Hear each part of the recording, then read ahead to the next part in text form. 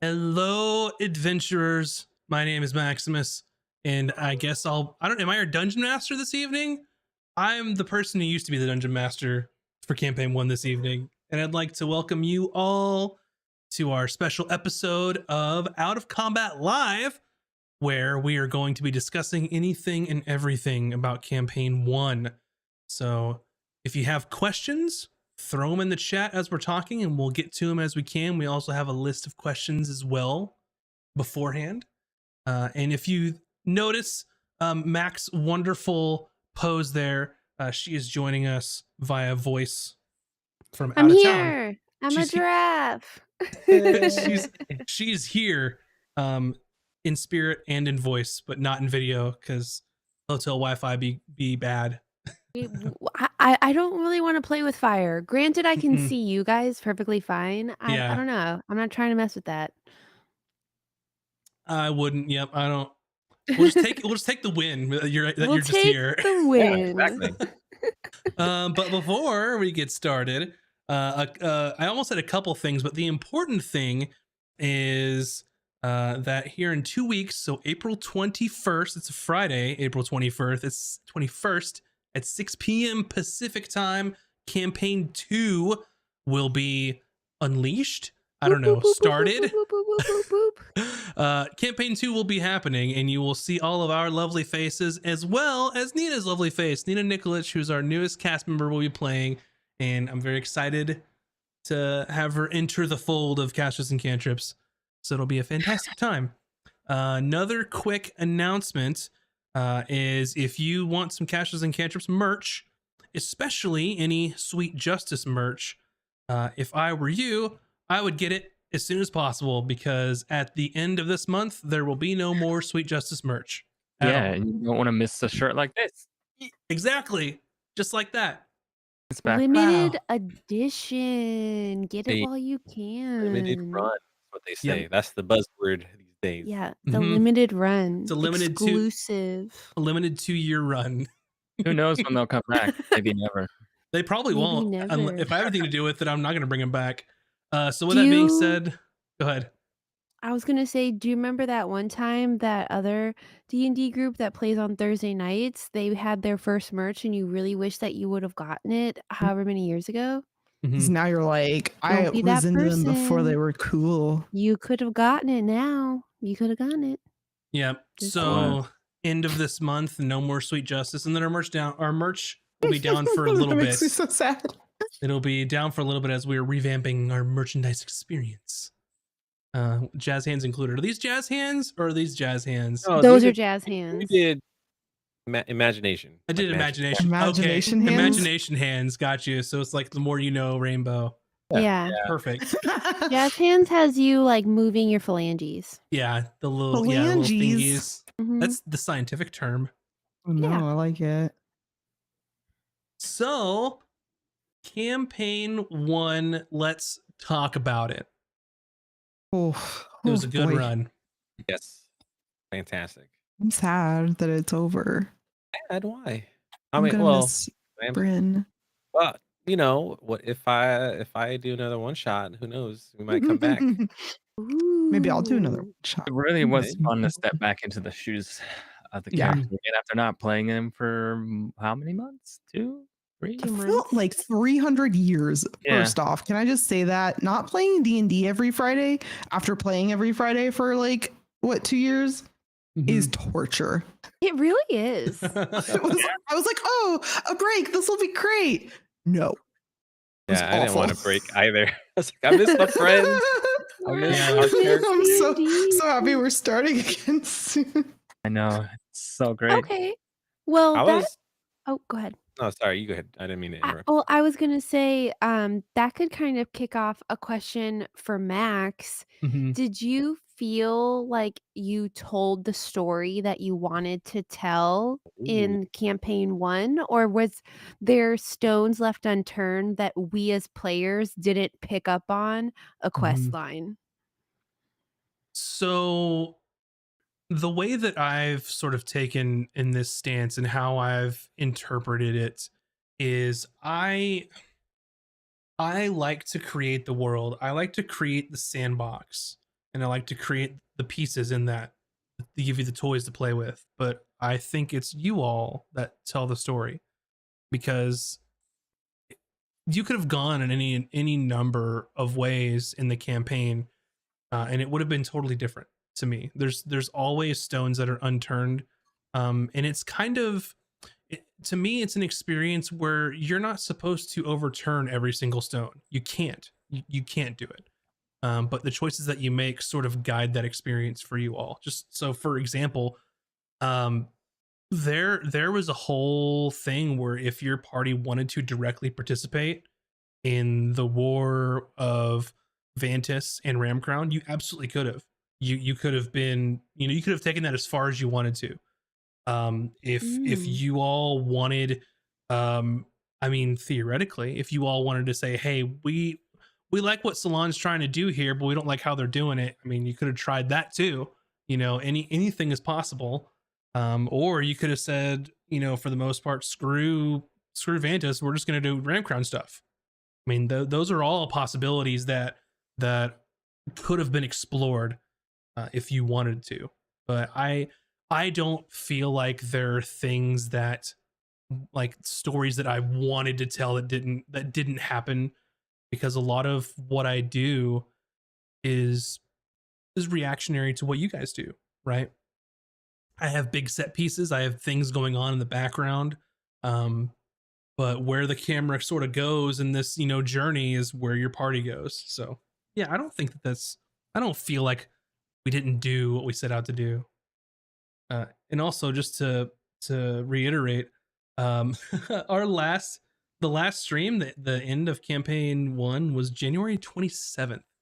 God. Wow. Okay. Long. So it's been 2 months and some change. Too long. Mm-hmm. Yeah, way too long. Yep. Probably should have done this Well- earlier, but that's okay. Now we know. We're learning.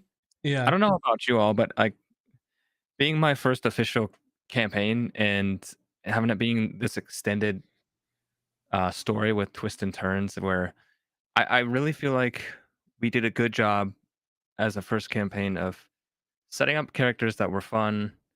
You each had some unique backstory things that ended up played out. I don't know if everybody's was resolved the way they wanted to. I'm sure it was. It seemed like it was. Yeah, did anybody have a backstory thing that didn't get resolved on camera? And then, like, how do you feel about it? Well, I'll say, okay. Okay. After every sesh, this is a behind the scenes moment. Mhm. We do roses and thorns, and I had, I guess it'll be a public thorn. I had a thorn with how We roasting my Max live? All right, That's let's okay. go. I deserve Let's it. go. I can No, take it. Real quick, for those that don't know, roses and thorns is a concept of what were the good moments and what were the prickly moments. Not bad, but they were a little prickly for one reason or another, and it's so that Yeah. you can all learn as a group to get better. I just want to say something real quick, and we're on the same track, but don't forget this track of thought. But I didn't switch mine and Moob's cameras from last time, so it says that you're the dungeon master, Moobs, and none of y'all fuckers in right. chat told me. Nobody even said anything. All right. So let First me of all- switch these back real quick. No. First of all, everyone roll initiative. Too late. I just moved you. This is a full combat show. Hey, this is why it's Out of called combat, Out of Combat in Live. combat. Yeah. Why does Max look like Ron though? I don't know. Just saying. Hey, you're not doing the Ron voice, Max. Yeah. I can't. Anyway, go ahead. Well, what I was gonna say was, like, it's kind of a thorn for me, not Mhm. necessarily it's not that I wasn't happy with how my character's story ended. It's that we finished doing, like, the big bad boss fight, Mhm. and then, like, Vin's portal opened, and then she got whisked away, but I still wanted her to do some stuff and, like, Mhm. have conversations with people, but Mhm. then she got told to go away, and so Mhm. I feel like Vin never got the closure that she wanted for her character with everybody, because she wanted to have, like, these conversations and kind of Mhm. be there, and so I would say I didn't feel like my character got closure, but I liked where Max took my character because Mhm. what a lot of people don't know is that I'm really bad at coming up with backstories. So I literally just told Max, like, I literally don't know what to do. Help me. And I like you were finding out about Vin as I was finding out about Vin. So Yeah, and we talked about that. It's not like a jab against me. At least I hope it. no, No, no, I'm no, just kidding. yeah. It's one of those things where it was, I've never ran a campaign this long or a D&D campaign. This is my first D&D campaign.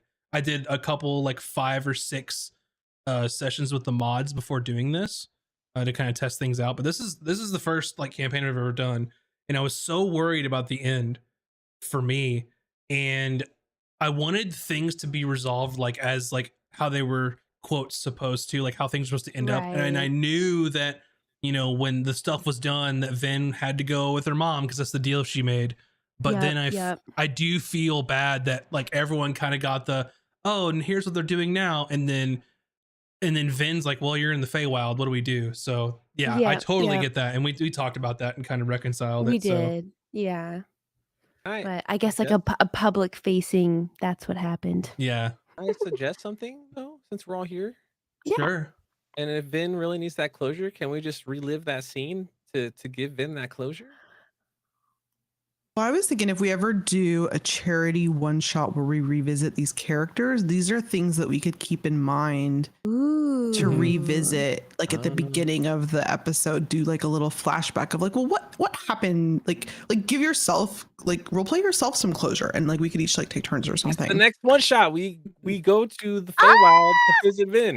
Boom. Oh Well, that'd my be actually Holy god. crap! that would be amazing. Yes. Because we didn't really there was no plane shifting or anything that happened in our campaign. That's So, true. We did. These are great ideas. I'd say if you're watching and these are things that you think would be cool ideas, like let us know because Let us we're know, always yeah. looking for things we can do for charity streams. And something like this would be like a perfect sort of like, we're doing charity, so we want to step aside from the main story. Let's do something a little unique. So yeah. Yeah. Yeah. I love Hey, we're that. all alive and we're all still friends, I think. So like our characters can still do stuff. Mm-hmm. Well, while we're on the ending stuff, um, what Max for you? Question about Ron and then becoming a herald. I was kind of expecting more to come of it, or maybe just like Mhm. have the Oak Fathers speak to Ron. You're like, hey, you're a herald now, or but yeah, I felt nothing really came of that because we were just like we were in like death, pretty much death timer or doom timer mode. Like, Yeah, you were in Doom Timer mode. I don't think that the Oak Father would ever directly speak to anyone, even to the heralds, because I was very careful in how I portrayed the Oak Father. It was always dreams, some symbolism, and through I think his avatar. When you were in sort of that Feywild, um, sort of like meeting area. And I agree. And my thought on this, I've thought a little bit about this, is Herald is a title that you've earned. It doesn't inherently give you anything. Now you've gotten the magical sort of artifact because of it to give you some additional abilities, which that could have been given to that herald or could have been earned from that herald or something along those lines. But I think that in my mind, when you're a herald of the grove, like you get there by merit, and that's what that is. It's a title given to you because of the accomplishments and the deeds that you've done. um I don't think that, oh, you're a herald now you get all this, all these abilities and magical cool shit and stuff like that. To me, I don't think that that's how it would have worked, especially for the Oak Father. But I do think that there could have been more, a little more fanfare. But like you said, we were in the Doom timer at that point. maybe we'll explore that in the Feywild one shot. I don't know. See. Ooh. I do think that'd be really fun. I love the Fae tie-ins with your character, Mac. Like when we found out that you were like legit a princess and your like, so your I was like, in mom your is face, essentially suckers. like a really famous character in D&D that I don't know a lot of monsters in D&D, but this is one aspect of D&D that I know because it's based on actual like myths and legends. So my brain was like um kind of imploding when we found out who your mom was, because like Mhm. I love Feywild. I love everything about it. I love all the characters that live there. And I love what Max did with them for this too. So like I don't Mhm. know like if any of you guys know who those people are, but like to me, I was just like, what? Um, I'm so I familiar definitely with the name, but it's definitely one of those things where if you don't know, like you should totally go and Google Titania and the Queen of what is it, Light, Air and Air and Darkness. Darkness. Like it's just like really, really big deal. Like you're not just a princess, you're like The the princess princess. of the Fae. Like, Yeah, I which told you I was a princess. I believe you. But I also think there's so much potential for what your character could be in the future. Like, what if when she's way grown up, like 100 years from now, she's like some sort of archfey? Like Vin could be an Ooh. archfey. She could grow it. Like that's what there's so much potential there that's Ooh. unexplored with your character now that is just like really cool to think about. What if she comes back in season 2? What if you play another character and you are your own patron? Whoa. Dude, that's some like Inception shit that like I'm not smart enough to understand.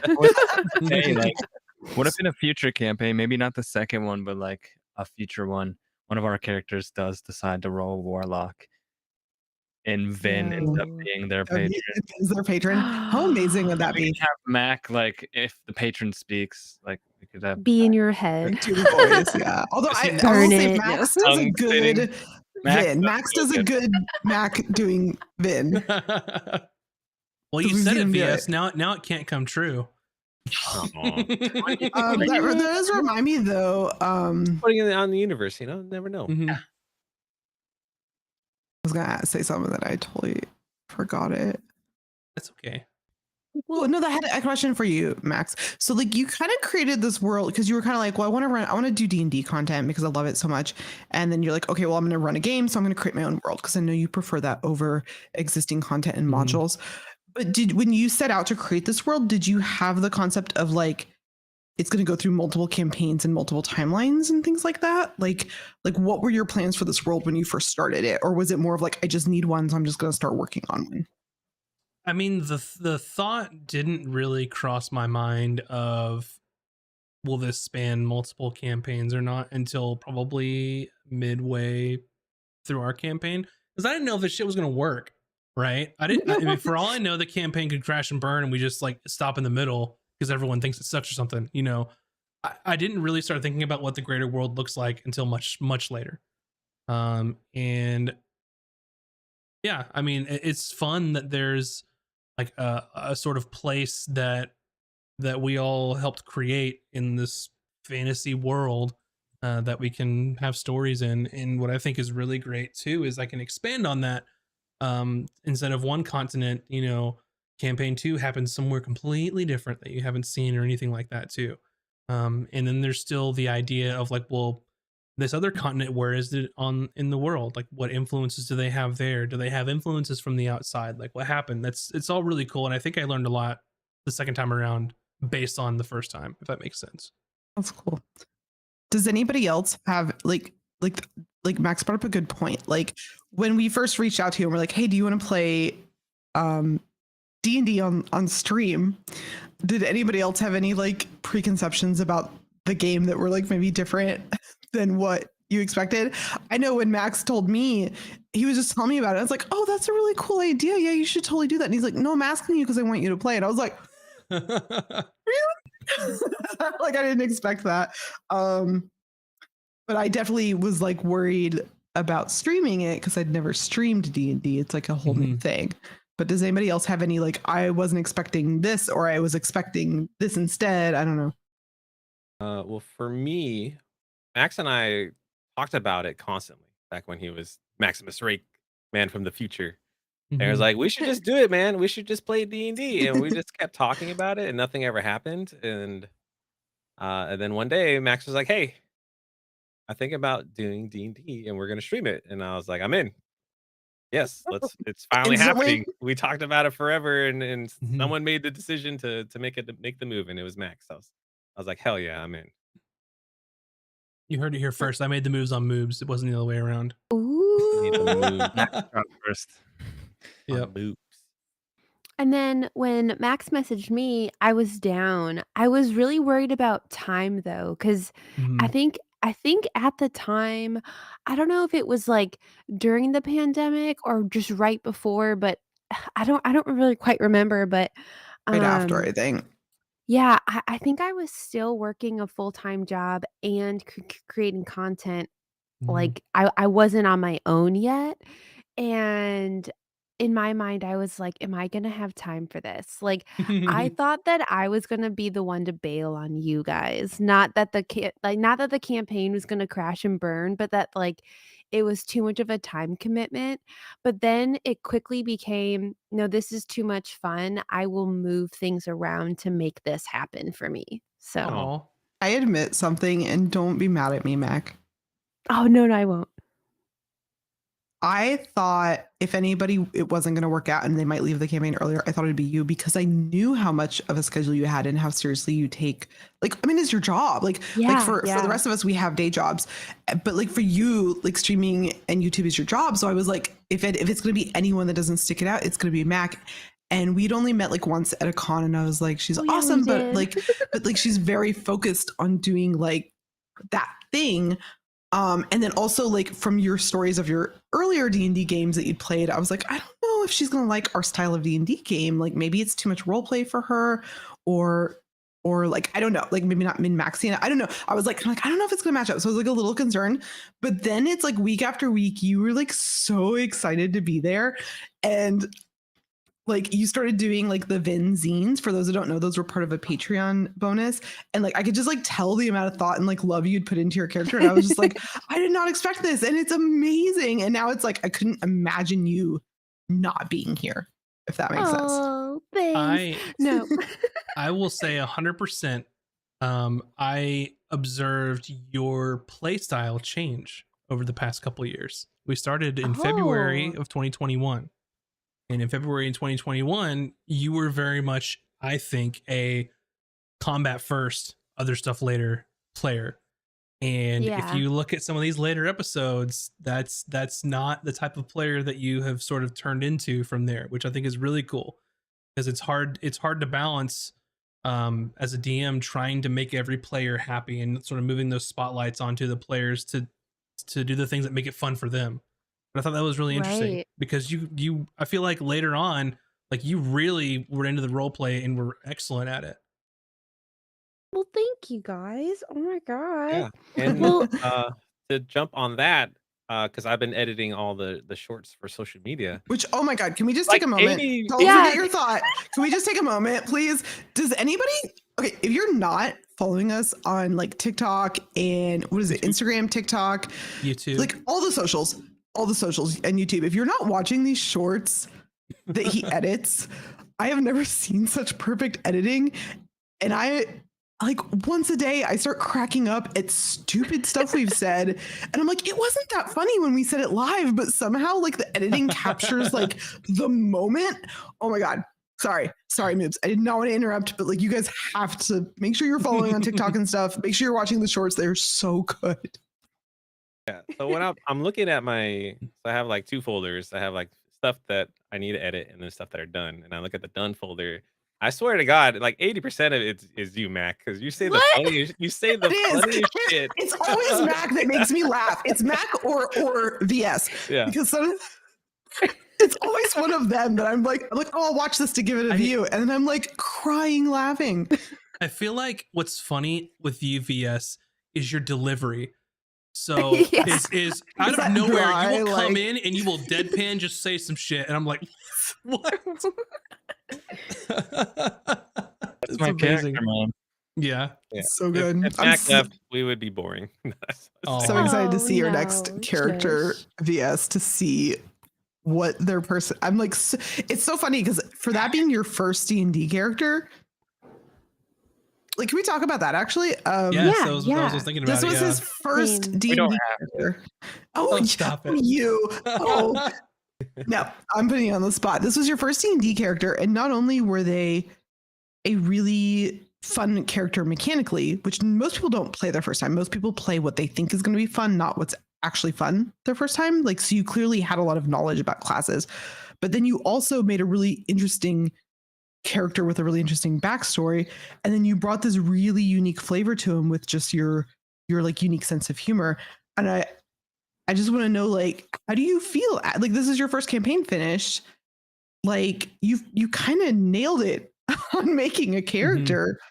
Well, I feel like I've said before, yeah, this is my first ever campaign, but and I've never made a character, played a character. I did have a lot of like influence. I've been watching Critical Role for years. I was outside familiar with the game, Mhm. and some of the stuff, and the rest of it was just like I needed some help in actually like with mechanical stuff because while I kind of knew what some characters or some classes did, I hadn't played before, so stat sheet, all that stuff was new. So in the beginning, I think Max helped me out a lot when creating Valkan, especially mechanically, understanding like how monks worked and whatnot. But as far as like the character itself and the personality, there's an anime that I love with like all my heart called Gintama, and the main character is just this. l- He's the main character, but he's lazy, goofy. But when he needs to, like, he always will step up in the moment and do what's necessary. And I was like, I have to bring that influence into this somewhat. Like, I have to try and do my version of this, and it gave me excuse to have like a lazy character, so I could like sit back and just since it was my first time, I wasn't sure how I was going to be able to like role play on stream and all that stuff. Mhm. And I knew you guys had played Dungeons and Dragons before, so I was like, I'll make a character that if I need to, I can just take a back seat and watch everybody else do their thing, and then I can pop in with some quips and whatnot. Yeah, I leave it up to Max. Like I wrote a backstory and Max took it like a step further. And so I was not expecting like 3 steps further. yeah, I was not expecting to like have so many like big moments with Valken, but I think by the time those rolled around, I was very comfortable playing with you guys and very getting more comfortable with the role play aspect. So everything just kind of fell into place for me. Um and I just had a ton of fun. I couldn't ask for a better first campaign. So I will yeah. say too Well, that VS, your backstory was the most extensive by far of anyone Really? else's. Oh Didn't I yeah. mine was read a like a book for sentence. mine? Mine was so small. I was like, boom. Oh, really? Mine was at least a Yeah, mine was page. I like know. mine was at least 1 or 2 sentences. But, Interesting. I do wanna say, with all of that being said, VS, we all took a page out of your book at the end of the campaign because you gave your character a flaw, and none of us had done that, where you were afraid of the undead, and that had, because your monk style was like, "Let me get up in there, let me get up on top of it," but if the undead was involved, you were like, "Let me hang back, I'm afraid." And that provided Yeah. so much depth to your It character did. to Mhm. where, like, it felt like a person, like, it actually was real. It had its own wants and Mhm. needs and fears, and so we were all like, "We wanna do that with our characters in campaign 2." Yeah. We So, are. like, I'm so we're learning Yeah. glad. from you.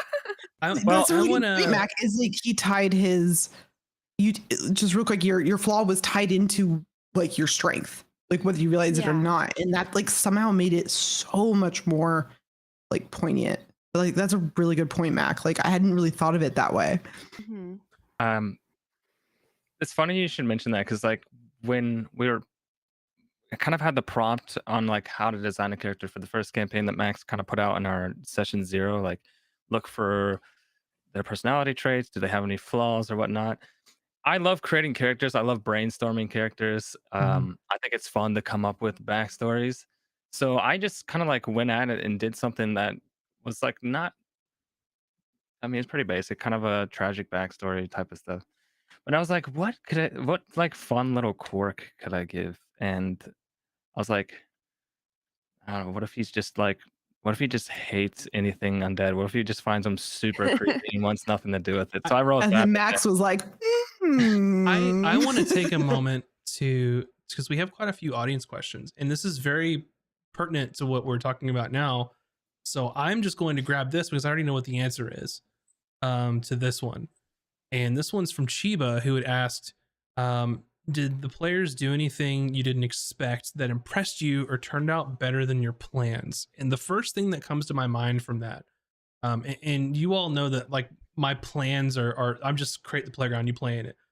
But when the light bulb went off for me, when like, oh, this is going to be good, and it was very early on when you were in the ruins. Super babbies.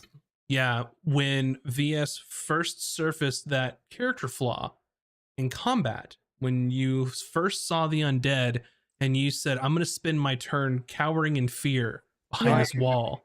Yep. That was the very first thing in this campaign that really impressed me, and it comes to my mind often, especially since you were a brand new player of D&D, that I'm like, okay, this is going to be good. We're okay. We're going to be okay if I can keep this up. So I remember that. answers 'Cause you gave me inspiration for that one. I Yeah, did. yeah. You fucking It was deserved good. it. Yeah, you did. You definitely deserved it. So Yeah, yeah. that was so long ago, but I remember that was fun. I was like, Yeah. nope, I'm staying right here. Real quick before we move on to player questions, to chat questions. I had a question for moves. So like a personal question. So hi. I like we kind of talked about like how VS created his character and how Back was kind of like, I don't know, I suck at backstories. I know I want to play this. Like, let's do something like weird, and how you didn't remember your backstory. How did you come up with the idea of Ron? Is he like based on anything or a previous character you played or anything like that? Or was it just like something totally new? Or like, I don't know. I'm just like curious how you got to that. Yeah, I didn't have any like back. I want to say I didn't have any inspiration from like a third party source. I was just kind of reading material on furbolgs and their society and how they interact with one another. I was like, oh, furbolgs typically don't have names because, just like what for? You're just like the thing is the thing that its purpose is.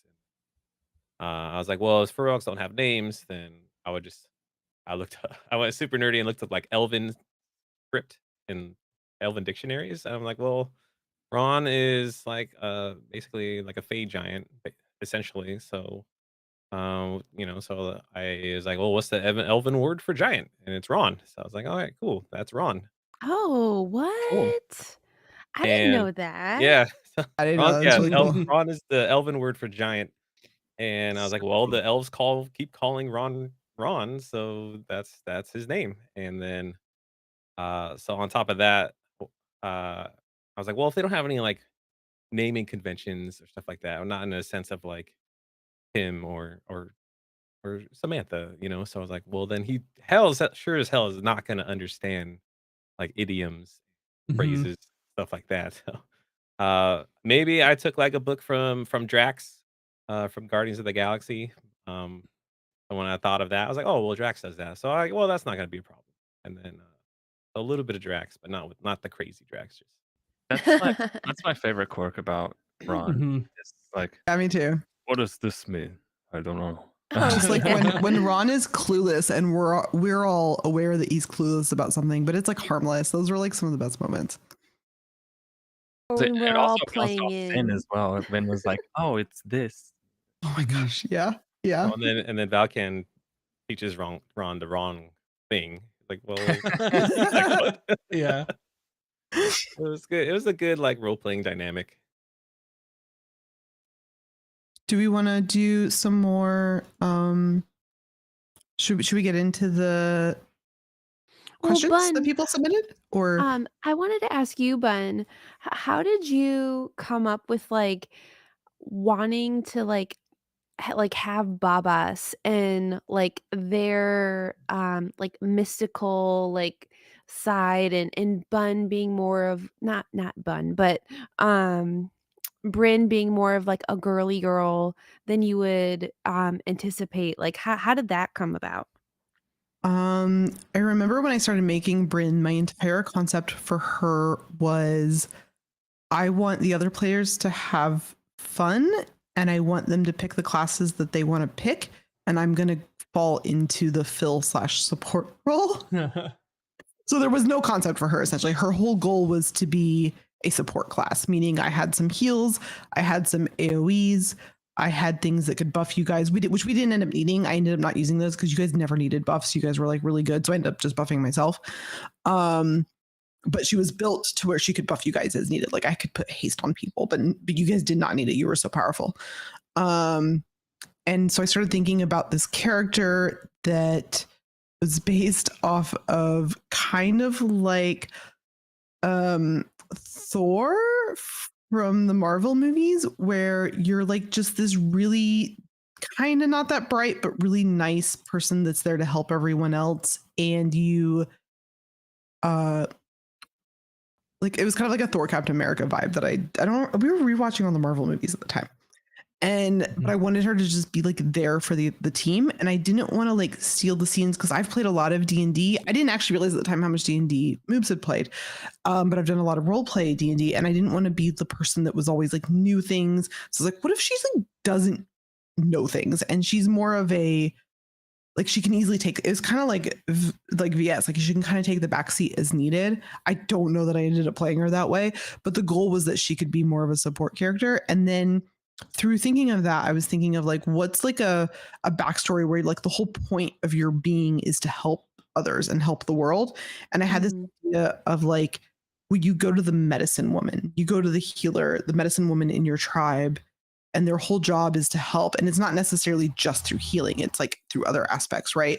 And then I just thought, but those people are usually ostracized in a lot of ways too. So I had this whole idea of like, her whole goal is to help people and they don't appreciate her for it. And then simultaneously, she has these other powers that they misunderstand. So it's like all she wants is to help people, but be left alone.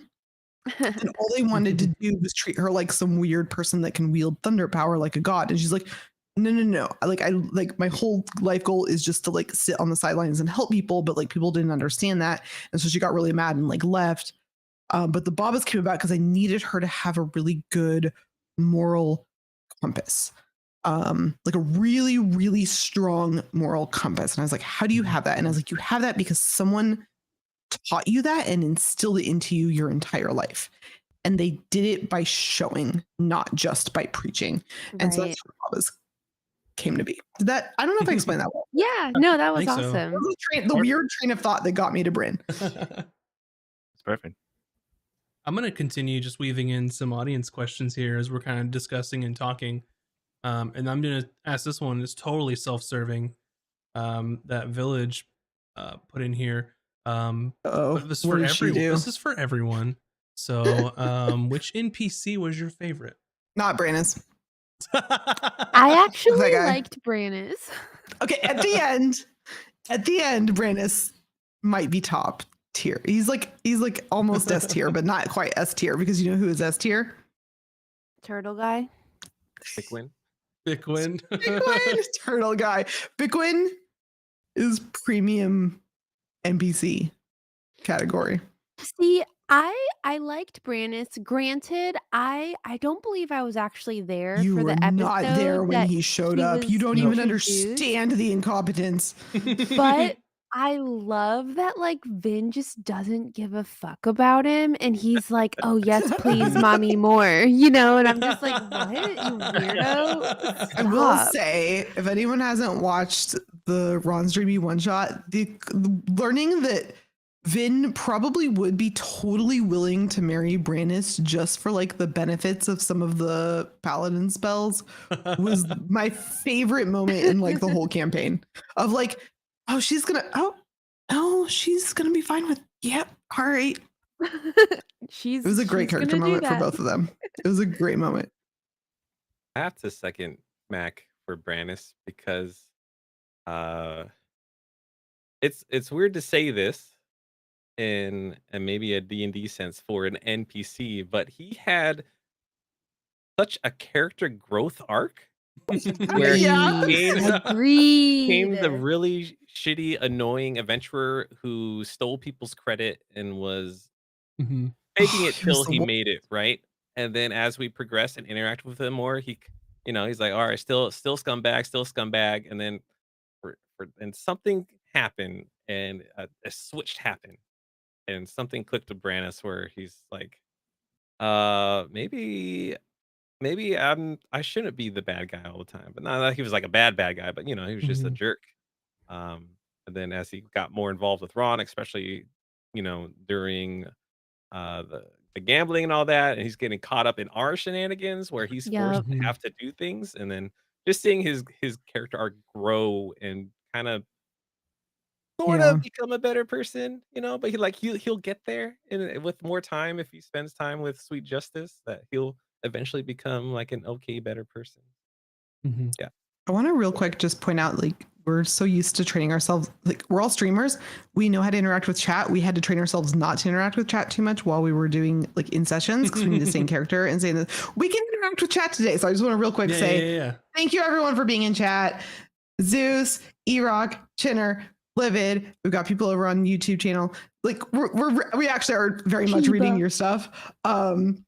Chinner, welcome. Chiba, I don't know if I left anybody out. I'm sorry. I'm very overwhelmed today. But I just want to say, like, there's some really good comments. Captain Erock said a good character is sometimes one you don't like. And I think that is Mhm. so true because the emotions you got out of us because of how you had made Brannis were so much more like intricate than the emotions we got. Like I loved Risa, for example, I but did the not emotions like there are Risa. oh shit. Okay, well let's go with that. She's fucking stupid and never fucking helped us. We would be like, okay, we gotta send you Oh the my shit. And it'd be like, oh, hey guys, by the way, blah blah. And I was just like, just tell us the shit we need to know. And then the one time she tells us something useful, completely over our head. We forget about it because we're so used to her just not telling us anything good that the stupid like boat guy was able to find us, and I was like, God damn it. And then Max was like, oh, you guys forgot Risa did tell you. And I'm like, God, when did she tell us anything useful? Mhm. End rant. I didn't like her. I was actually mean to her. That's hilarious. What about you, That's VS? You've been amazing. kind of quiet on favorite NPC. I mean, the standouts are like Brannis, Bickwin. Like I like all those guys. I'm just trying to think of all the NPCs that we met and which ones Your like girlfriend? stood out to me. Yeah, Wait, Which one? Which one? Yeah, which one? Apparently according Whoa. to chat, I had like 5 Mac. different wives or something. Nearly okay is one of What's them. Emma. what is canon? Who's your actual girlfriend? You have to tell Yeah, us. who does Valkan end up with? Uh, Tell us more. Tell us more. Zaddy. Like, does she have a mimic? I don't know. I think Valken is he's very much a lazy good for nothing. So I don't know if he ends up settling with any one of them. I'm sure if he did get together with one of them, I'm not sure how long it would last because they'd probably kick him together. I like the idea of him having an on again, off again, like antagonistic, but like fully loving relationship with someone. Yeah, I'm sure Some by people work like that. Yeah. like how we wrapped up our campaign, it seemed like Emma was the school. Yeah. Yeah, Imagery. that was probably the one that was most likely, but I haven't really. It's hard for me to picture him having like a serious relationship. He just seems too aloof for that. But who knows? What about She could change him. I don't know. That's true. Every lady loves a project, right? Yeah. No, they don't. Don't make No, them they do that. don't. They think they don't. They don't. They Ain't don't. nobody got time. Ain't nobody got time for that shit, especially in this year of 2020. In this economy? In this economy. But what about you, Mac? Like, what do you think? Do you think Vin ends up finding? Like, do you think she ends up like we never? It's not a topic that we had in the campaign because it didn't feel I think, natural for our characters in that time and place. So we joked about it with Valkan's character, but it didn't really come out. But like romance wise, what is the future like for Honestly, your character? she ends up with Brannis. Like, she loves her someone she could just like she wears the pants. Order around. Order Wrap around her around. finger. Excuse me, please cast Yeah. all the buffs on me. Give her Thank plus you. 1 AC. I'm Like, too cute to do I my don't own think buffs. I don't think your so- mom would allow it for you to marry a mortal after you. Yeah, that's gonna be well, maybe that's something we'll explore in a future one shot. but What? also, like, why Hmm. would that make her want to do it more? You know? Ooh, yeah. I will say, Mhm. for me, on the topic of NPCs, I think the most fun that I had playing an NPC is either going to be Risa or Brannis, because and they're loved two Brannis. they're You two very loved different being him. characters. Yeah, but I don't know. There was something about Risa that I really liked, kind of getting in her headspace. You're so pure. Of she's pure. She wanted to help. She was a little bit of aloof, like she was sheltered. She basically worked in a library her entire life and has an angel talk to her in her head. Like, I don't know. It was so funny. And the sending stuff, like her personality of just keep rattling on and on and on and on. I love that. I know that you didn't like it, Mac, but I love doing it. Well, so I like loved the it. thing about the angel talking to her, like we never really learned what that was about. I wish we did. Wait, We didn't Max, prod- dive in. What was we that didn't about? prod enough. Yeah, tell us. She's an ASMR. And I'm not sure how much you picked up on this or not, but when I mentioned when she's taken her hood off that she always wears, she had a feather in her hair. That feather is part of her. Some ASMRs manifest of having like angelic feathers like in their hair permanently. Oh, it wasn't in her hair. It was like a It was feather. part of her. Yes, it was a feather that was in her hair. So she is an ASMR. And What is an God, I missed ASMR that. I for feel people at dumb. home that don't know? Those are the ones that are sort of think of how tieflings are sort of like devil touched. Jesus. ASMRs are like They're angel Jesus. touched, basically. Oh, okay. It's like a heavenly creature was like, you get a heaven, baby. Yeah, basically. Oh. And then some of them like they have like not necessarily from a deity, right? Some other celestial being could be. Yeah. Mm-hmm. They're celestial, which is specifically not demonic. Right. They're upper planes, right? Yeah, there's a lot of Yes. celestials. Yeah. But you're right. It is a full pantheon. It's not a singular entity. Correct. Right. And for her, and I think she mentioned, because you knew she was a cleric. I believe she was a cleric of, let me look this up real quick. Knowledge. Let me look this up. I mean, her specific deity. I believe it was like the god of justice, Lord of Justice, which would be essentially like Forgotten Realms, like Tyr. So Burius was an angel for basically that deity. And that's sort of why she sort of wanted to help you all get rid of all the undead and things like that in that town. Man, That's why she went along. Imagine if we took a hard turn and focused on that line of plot. Mhm. We could have been interacting with upper planar things. Absolutely. Oh, Bryn would have hated that. Because there would have been I was I like, mean- see? Ron told you. Yeah. and the thing about that too is, if you start directly like using Risa as like your conduit to like, hey, what does Burius want us to do next? What's in line, what needs to be corrected, like that could have basically put you like what Burius was saying is directly interfacing. Like there would have been a point where you probably would have met Burius depending on what you had done. It could have went all kinds of directions for sure. Can we do New Game Plus? New Game Plus and do all the quests we didn't do, or we didn't. Yeah. We just went over our heads. Okay. Speaking of things that we didn't really get more of, There was a particular merchant that showed up. Oh, The magic one. oh We shit! Mhm. never saw him again. The magic shop that Yeah, disappeared. what the Yeah. fuck, Max? What was that about? I actually liked that guy. I was so intrigued by that, and then they were just gone. This Forever. is something that I probably would Cur- change if I did something like Curiosities and that. antiquities, right? Say it one more time. Yeah, Curiosities and antiquities. I think Yeah. that was Yeah. called. Oh yeah. Curios and antiquities. So this is something that I would probably have changed if I did something like this in the future, because I left it entirely up to chance and RNG of major cities that he would appear in next. And every time that you'd seen him, he would go to a new city and he would remain there until you saw him again, and then he would go to a new city after that. The problem with that is um, the city that he went to, you guys never visited. Oh. Oh. What one was that? It was the capital city of Ram Crown. Oh, yeah. Mm. So, and That's how help me we out. really didn't explore that.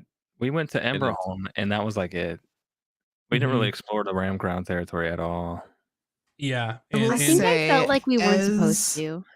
the artist that did the map, I'm a little bummed that we didn't explore more of the world, because there were a couple places on the map that I really wanted to see, and it's only me because I like stared at it while I was creating it. yeah, and Tamantir is the city, by the way, if I remember correctly. Yeah, The capital Tamantir. city of Ram Crown. You are correct. Like you were saying at the beginning, we probably could have had we just decided like we liked Ram Crown the most out of and we wanted to do stuff Yeah. there. Yeah. I mean, But did like them. We kind of like but- stayed right down the middle for the most part. Like Yeah, we between were scared to commit. Mm-hmm. Well, I get like that in video games. Like, I don't ever want to like I want to like look. I gotta go look up the guide on like what that means by picking something. So it's hard. It was hard for me to think about that in D&D, but I think that's something Mm-hmm. that we can learn from this campaign is, sometimes it's okay to just commit. It's okay to kind of YOLO it because it's going to tell an interesting story no matter what. Mm-hmm. Yeah, and I mean, 100%. it seemed like the story was kind of leading in a like we went north for quite a while, and then other stuff happened that kind of led us in different ways. Mm-hmm. So it wasn't really too much that led us to Ram Crown at that point. Yeah, unless There- we just checked it out. Because it was the Ram Crown devices, I think, that we could have been like, well, let's investigate these.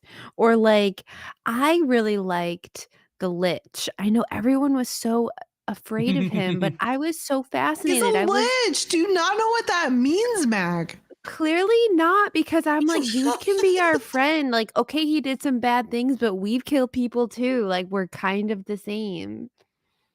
You know? I like the comment in chat that James says it's also okay to YOLO, regret it, and try to go back on it.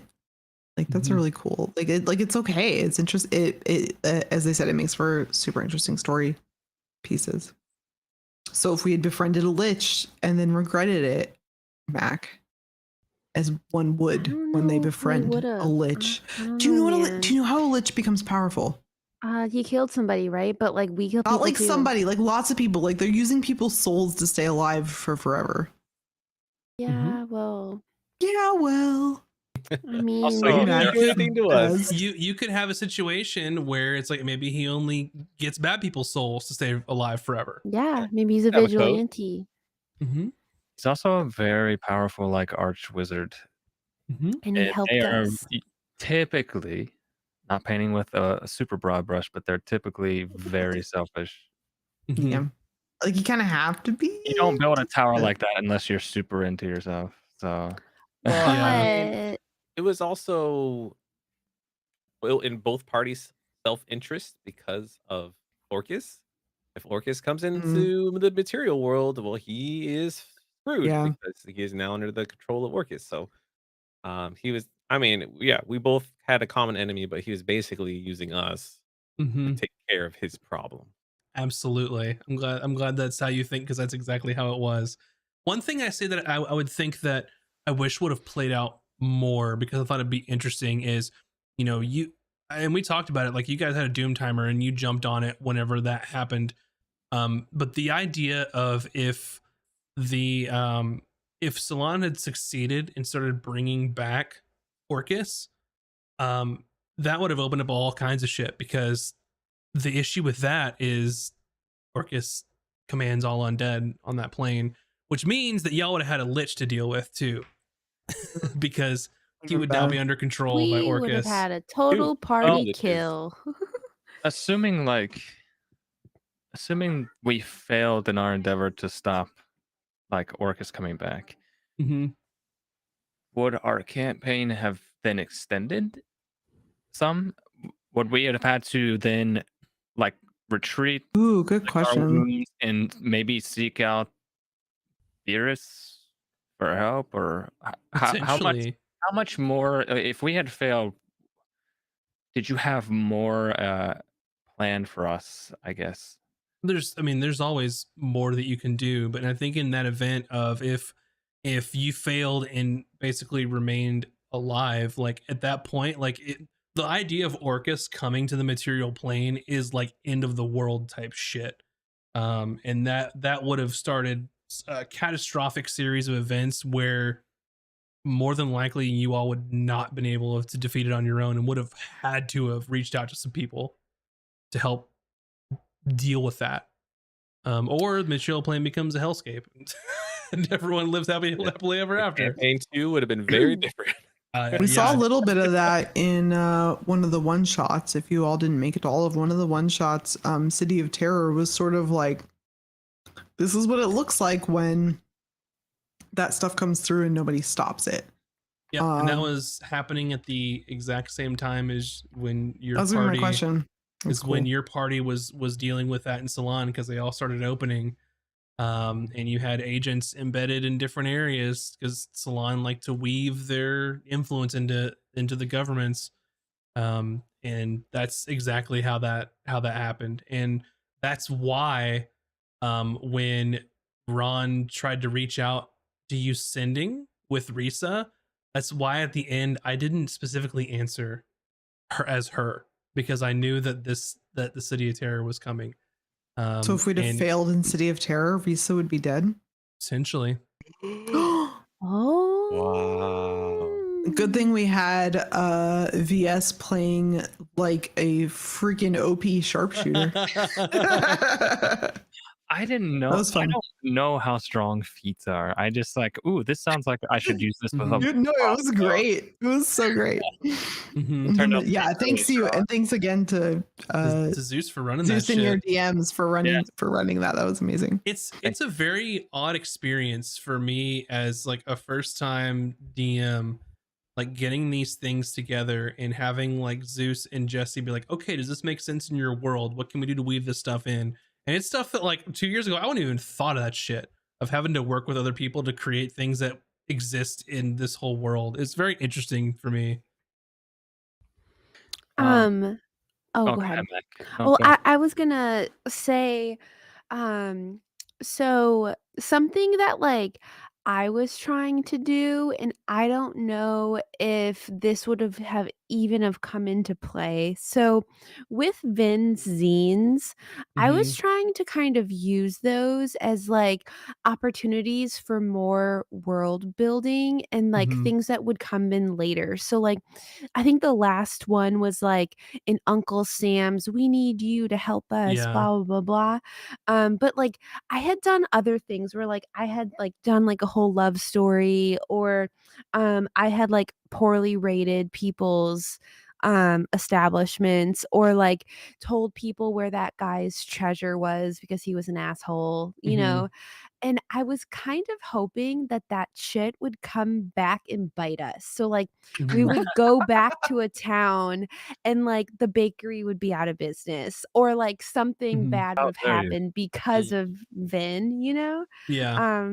Did that ever cross your mind, or did we just not have time, or, like, it just wasn't that multifaceted? I wish I had more time to loop it in. I'll say that. And it's definitely, it was on the table of possibilities. It's just one of those things that we didn't get into that. But no, I would have loved to weave more stuff into that for sure. 100%. I think it would have been fun. But like as I was writing them, I was like, "Oh my god, I feel so bad for this shop owner that just made up in my head," you know? Yeah. Yeah, and what I love about that too is like is D&D to me in its heart and soul is collaborative storytelling. And I really like when people sort of just take the reins and say this is how this is, and like a lot of what you did in the zine is like, hey, these are real people that exist in the world, and you just sort of manifested them, which I'm totally happy with. Yeah, made them up. So yeah, We go to the list. sure. Yeah. Grab one, Moobs. Well, I wanted to ask one from the list Grab because one, there's two bud. that are on the same kind of topic. So our own sweet Chiba asked, was there anything you, referring to you, Max, wanted them to do that they didn't? And a little bit similarly to that, Aeon6 wanted to know that she said that as an audience member, there were so many times that Max laid the bait for an event, side quest, or opportunity to know more about an NPC. And for Max, is there any one of these bait trails that you really wish the cast had taken? So, like, both those questions are kind of the same. Of like, is there something that you wanted us to do that we just like completely ignored and didn't do? I don't think so. And I think I've covered a little bit about some of these things. It's like I just create the sandbox and give you the pieces to play with. It doesn't hurt But is my there one that feelings. you wish we had, like, not like from a selfish standpoint, is what I'm saying? Like one that you were like, oh, this is gonna be really fun if they do this. I think that's what the questions are getting at. It's not as like, maybe it wouldn't even have been good or made the story better, but is there one that you were like, oh, I had this thing planned out? Because I think they want to know the inside secrets. I think that it would have been interesting. I don't want to say that I wish you did it. I think it would have been interesting if you all had sort of committed to a side and then had to deal with some of like the socio-political like aftermath with some of those things. I think that would we're be not interesting. smart enough for that though. Yeah, I think we stayed out of it. Yeah, I think We're that'd be dummies. interesting. Thinking the possibilities of what if, during the giant naval battle, what if you were part of the giant naval battle instead of going through it and trying to blockade run it? Wait, that was an option? Everything's an option. Yeah, I mean, because our party was like, nah, F that. We don't want to pick a Shook right side. now. We just want to go on adventures and save people. Like Yeah. we weren't Mm-hmm. like for Sweet Justice opinion as a collective, we thought the war was stupid, right? So Mhm. why would we Yeah. choose a side when we went to see King Oscar, who became emperor? We're like, well, this guy's not cool. And then we went to Ramcrown and we're like, well, there's too much paperwork. Why are we even bothering with this stuff? So it's like Yeah. two very different forms of governing, and it Mhm. just none of those kingdoms fit our party's style. You know what I Mhm. mean? So Well, Yeah. it's what you were saying, Moobs, and also wanted to know, like, for everyone else, was there something that you wanted to pursue but couldn't, maybe because of time or it didn't suit your character specifically? Is there something that us as the players wanted to pursue that we ended up not pursuing? I think I wanted to go back to the Fae area and find those fairies that were like playing around with Twig, us. yeah, Chaos. Yeah, like I'm with Max. I think that was the only thing that I really wanted to play around with more. I'll be honest, as a player, I'm fucking oblivious and like I thought we laid out everything that was available to us. I thought we did. Like I didn't know that there was open quest lines until chat's like, "Why didn't you guys do this?" And we're like, "Wait, what? I didn't hear that." You know? I think part of that is because we live streaming D&D is very different from playing, Yes. off camera and like Yeah. you're on a table or whatever. Because we feel like we always have to be on and keep the story flowing, and we don't really have Yep. time to think and recollect until even like we're afterwards. But we're still trying to be entertaining and stay in character and try not to like break character and ask meta questions or anything like that. So maybe Mhm. that had to be that might have been an influence on maybe why we kind of just things went overhead, because we're kind of like we have to be on, we got to go. Yeah. Yeah, that's a good point. Maybe, this time, I don't know, Max, maybe we have, like, a open questline journal or something? That's up to y'all. You can do it if you want, because I got my own shit to worry about. I think it's on us to be more diligent with our notes and like maybe pay attention more when we're dealing with NPCs. I also think we were a little scared in season 1. Towards the end, we were better. We were scared to make a decision that affected the rest of the party. But I think we're getting better at like rolling with it. Of like, oh, so and so's character did this. Let's see where this goes. Like, I think we're much more okay with that than we were when maybe it started. Yeah. Like we're more yes and now than we were at the beginning. Does that make sense? Well, Yeah, I think part of it is that like I didn't really know you got like I knew Max really well, and then Bun, I met you in person once. You know what I mean? Yeah, like once. I didn't know anybody else, and so like I think I was afraid to like piss you guys off or like I don't know, just like be that person that's like Leroy Jenkins and like just like go into the fight. So I think that's why maybe we were a little bit more reserved until we got to know each other, and then we're just like, screw it, let's just do it. I think you're right. I think that's why I'm really looking forward to season 2, because it's like a little bit of a no holds barred, like like all out. Like I think we're gonna be less scared of those things. What were you gonna add, VS? I know you were getting ready to jump in there. It's kind of what Max said. Like, it's the first campaign of streaming a campaign for everybody. First campaign in general for me specifically. So I think in the beginning it was more of like just wherever the adventure is going is fine. Don't want to like yank somebody in such an extreme opposite direction by making some crazy decision. Like, and I don't think any of us are players like that anyway. Like, we might do something that seems like at the time like a fairly chaotic choice, but we're not going to. Together, we're not the types that are just going to make like a 90-degree turn when everybody else is like, going a different way. So I don't know. I think it was a feeling out process for quite a while. Yeah. And towards the end, when we got more familiar with how we role play our characters and stuff, we were more loose with it. So Yeah, because when I first talked to Max about Ron character, I told him I was good because I am like the more seasoned D&D veteran of the group. I didn't want to step on everybody's toes and be like, all right, this is what we're doing. I'm going to lead the group and do this and that.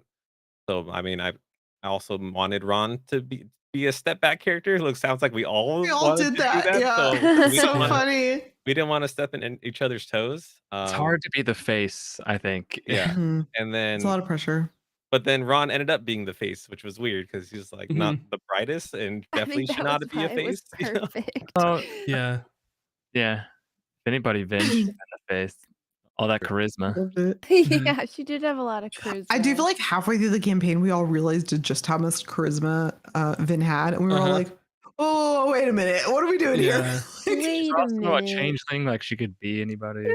Yeah, Mac. Well, and I forgot to use that more. I forgot That about was my it. question for you. I was like, did you wish you used your changeling powers more often? Because yeah, you didn't really use it that much. I used it in the beginning of the campaign because I remembered that I was a changeling, and then I literally forgot until Moobs, I think it was your idea that you were like, "Hey, you should change into the dude's girlfriend," and I was like, "I could do that! Oh my god!" And so I've completely slipped my mind. I totally forgot I could do it, and so, yeah. Surprise! Changeling again. Surprise. We're doing it again and better. Yeah. So funny. Forgot. I think I'm in gonna our grab- second, Huh? sorry, I think our second campaign is going to be interesting in that we're more comfortable Yeah. now with how we play, but also Yeah. I think a majority of our characters are fairly charismatic on the stat sheet. Probably. No. I think my character is pretty charismatic. Without spoiling anything, I think we have potential for a pretty charismatic party overall. Yeah, we'll see. Don't say anything, Chiba. I'm gonna grab another question. This is for all players and Max. Is there an item, potion, weapon, or etc. that you wish had been in a party member's inventory, either in general or as a tool for a specific situation you got into? As Really good DM, question. as DM, and this is always going to be an issue with players. The single use stuff, just use it. Just use it. Don't hold on to it for the No. one time you need to. all the time. Just fucking use it. Use it. It's fine. You can't use it if you're dead. But I don't think they need specific, because I guess like I'm sort of the one that decides what items you all get. So I would hope that I would give you what I think that you needed, or some of it's random too. But I don't know about any of you all. Is there anything that I know moves? You're probably gonna say Holy Avenger, but Yep. I was pushing hard. I was lobbying hard for the Holy Avenger. And it don't never know. came. I don't know any of the magic items, so I can say Yeah, same. 2 things. I wish so I got the Screaming Rock really early, yeah. and I It's was the just best item. waiting for the perfect time to use it. And I Mhm. never felt like I had it, where I was like, "Oh, this would be the" like, but, like, every session, I'm like, "Am I gonna use it today?" Like, they probably forgot I had it, But I knew that I had it. And then the other item that I had that I really liked, but then I gave it away, and I wish I didn't, was Mhm. I liked that, like, ever smoking jug, Yeah. that I had, but I always felt like every time I opened it, I screwed everybody over, and so, like, it was this item that was, like, really fun for me, but sucked for everybody I was low else. key pissed every time you used that. I'm like, You're like, Max, "God no, damn don't it." use it. God. And I'm like, "Yeah, I'm gonna At the do this same awesome thing." at the same time, like that's such a Vin thing to do. Yeah. Yeah. Yeah. Like I remember there was one encounter where I think we were on the run through like a canyon or something. Who's in Oh, the yeah, mountains yeah. from the Yeah, Ram Crown and people? there was a whole bunch of stuff going on, and Vin's wild magic was popping off, and like the jug was out there at some point, and I just remember it being such a chaotic session, but it was a ton of fun. Like there was just smoke everywhere. Vin like popped out of existence. Oh, It was Yeah. yeah. crazy. That made it hard for me because you all were trying to use the ever smoking bottle to escape, but you're running down a mountain. There's nowhere to escape to. So you pop the bottle open and it's like, let's just follow the smoke.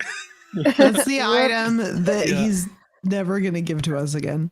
I will say Dang I it. kind of low key felt bad for you, Moobs, because I don't know if you realized it, but the last iteration of Valken's sword was a reskinned Holy Avenger.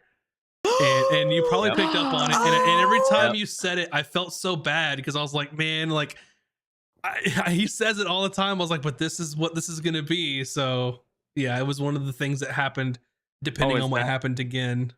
is it like a sword, like a holy sword? It's like a I'm guessing? legendary sword that I Ooh. reworked into Oh. Spirit again. I have to say, I really like the stupid items.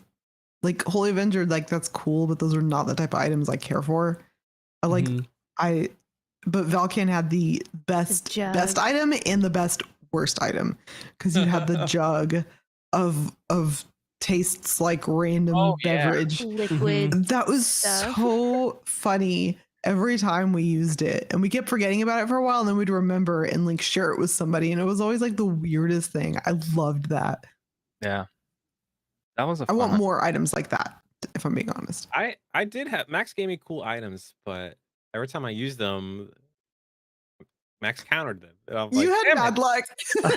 God. Like the tree that summoned to fight the vampire, and Oh, then when I broke the yeah. crystal from my village elder, it got fucking banished. I'm like, oh god, why? This see is you held on to it, waiting for the perfect moment.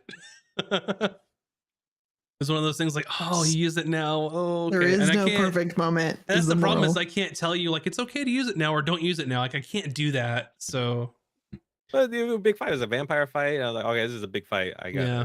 gotta. Don't worry, friends. I'm already thinking ahead, okay? And I have an idea for a character that's going to employ a lot of shenanigans. So, Uh-oh.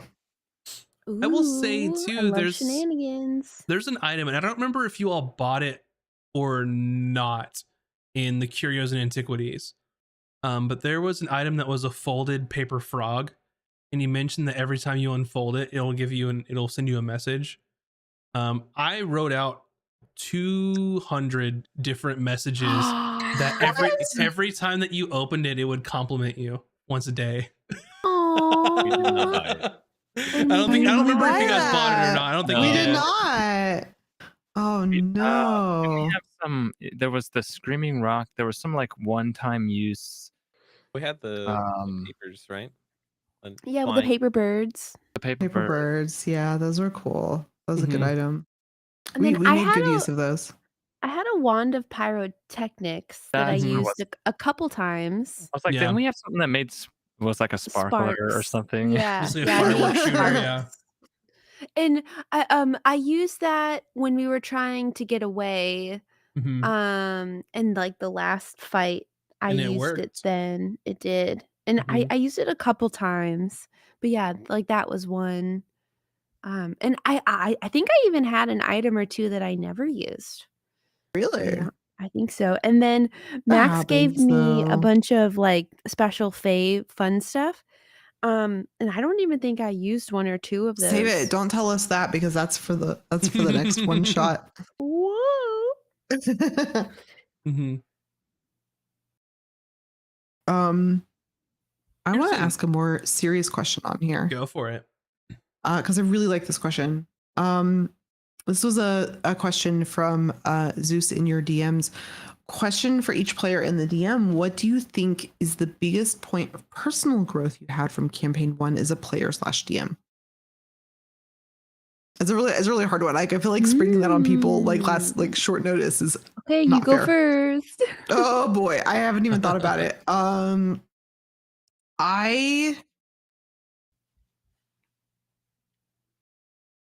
I know mine if you want me to go. Yeah, you go first. You go first. I need a minute. I think mine, the biggest point of personal growth as sort of a dungeon master, being in the moment and sort of helping along with a scene, was with Gin and Valken in the cave. That scene, um, the really sort of heartfelt scene of them sort of meeting again, after decades. I don't know. I feel like in sort of like my DM like acting mode, I feel like I tried to pull out like all of the stops to make it like as heartfelt as I possibly could. And I don't think that there, in my mind, I can't think of a moment in the campaign that I RP'd my ass off any harder than that one. I guess I'll go ahead and piggyback off that because like up until that point, really, I've played Valken as like a silly character. Mm-hmm. I I never really RP'd like this ever before, like because I've never played D&D before this. So, um, I think at that moment there was something like I was like I'm really gonna play this for like I'm gonna try my best to step into his shoes and like what is that feeling he's feeling right now, seeing somebody that he thought was gone forever, and like so I tried my best. I'm definitely not an actor, but I know I like mean, that was such a technically you fucking are now. well Like it's happened. It's done. Too late. that was such something so different for me. Like I don't normally do that sort of stuff, so yeah, I think that was to know that I am capable of doing something like that, I guess. So yeah. Mhm. I think Yeah. for me, it was the moment. So like I always play sorcerers. They're my favorite. I like the pew pews and I like the magic. Um but this is the first I've been playing D&D for like 7 years, but I've never finished a campaign. They've always fizzled out every time. Like I think the highest I ever got was like maybe level 9, you know. And so the higher I got in levels, the more spells I got to see that I've never seen before. And in the beginning, I wouldn't say that I was mid-maxing, but I was like, "What's the best spell?" Like, I want the best ones. And at the end, when I was, like, level I don't even know what we ended at, like 14 or something, 13, I I was believe. Yeah. I was like, "Okay, well, what would Vin take? Not what's the best one." And so that was, like, the moment for me where, like, I was growing as a player because I was caring more about the character than what's the best spell out of this list. That's yeah. That's when you hit it. You're like, okay, that's a really great point that you just made. I feel like for me, it's kind of the opposite. I learned never to multi-class and to maybe try a little harder to min-max. There were I built Bryn weird and I regretted it every moment. But no, more seriously, I think doing a live stream campaign and telling a story live where you don't have time to really like I learned to listen better. I thought I listened better before, and I still am not there yet. I want to be better, but learning to really listen to the other players as they're having their scenes and let them have those scenes and like hear what they're saying about their character when they're acting out those scenes. If that makes sense. I don't think I'm there yet. Like I think that I've just like got the spark of understanding the importance of that, and I think I'll continue to like try to get better at it through campaign 2. But I think that was like my biggest takeaway is something about doing it live made me have to really learn how to listen better. Yep. What about you, Moobs? For me, it was more like a lesson learned type of situation of showing vulnerability for Ron, because Ron is like strong and always has to put on a face and can't show vulnerability. Like for example, when Ixius got captured and we failed to protect her. Like there was a moment when Ron went under the ship and just like punched the wall, but I wish I shown more vulnerability than just like hitting the wall. And when we returned to Ron's village, um, it was weird because when Ron was talking about his family and giving Vin the doll, like almost physically cried, and I was holding it back. But I was like, oh, I should just gone for it. She just Um, cried. because Ron's returning to his village, like destroyed.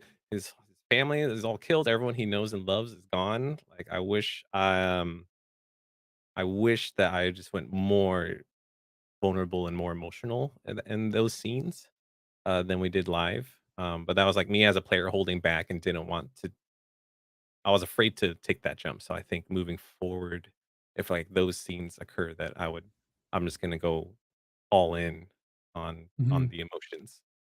That's Those that's are a the really scenes that good I've sorry. that's a really good point because when you said that, like I immediately resonated with me of like with the Valken scene, like I probably could have just let the tears flow because it was that emotional, but for some weird reason, I was like, oh, I don't want to do that. I don't want to do that on camera. I don't want to do that during the show. Which is it's like I think it's a natural human response to just like not want to cry in front of people. But yeah, I think I totally agree with you. It's like you should have just done it. Should just let it go. That's how Yeah, I feel about it. Yeah. I think it's a hard thing to Yeah.